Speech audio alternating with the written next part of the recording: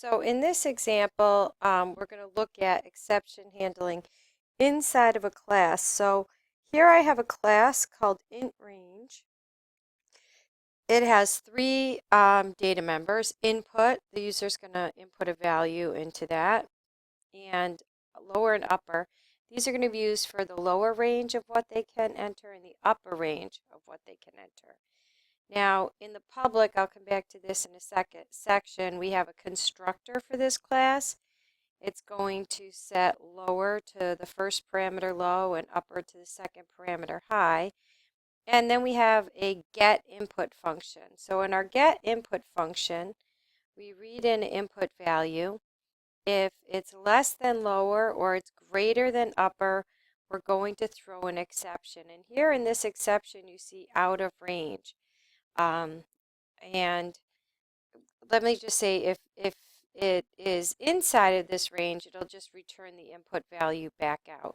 So the exception that happens comes up here. This is what's called an exception class. It's just an empty class declaration. It doesn't have anything inside of it, okay? So this will actually throw this out of range exception to the class here. Now, there's only an int_range.h. There's no CPP file corresponding to it because it has it only has three data members, and a constructor and a get function. And then I'm going to come over here to an example where we're using it. So here I'm declaring an int_range object called range. It's going to set the lower range to 5 and the upper value of the range to 10. So we ask the user to enter a range, and then we're going to call range.getInput. So remember what that does. It'll prompt the user to enter a value.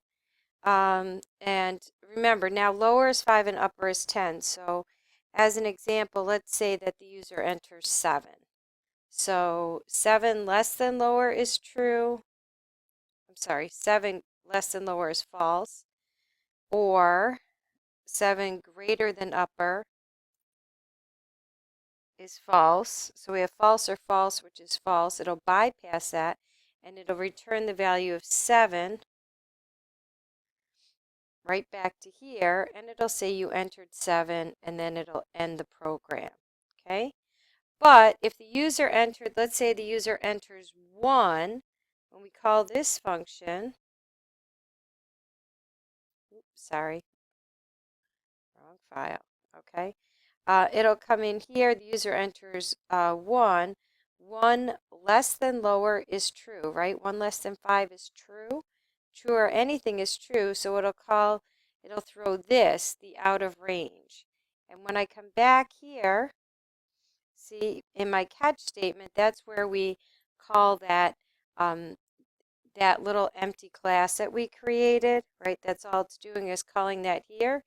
It's in the int_range class, : out of range, and it'll just say that value is out of range. So if I run it, right, and I put in 7, it'll say you entered 7. And if I run it and I put in 1, it'll say the value is out of range.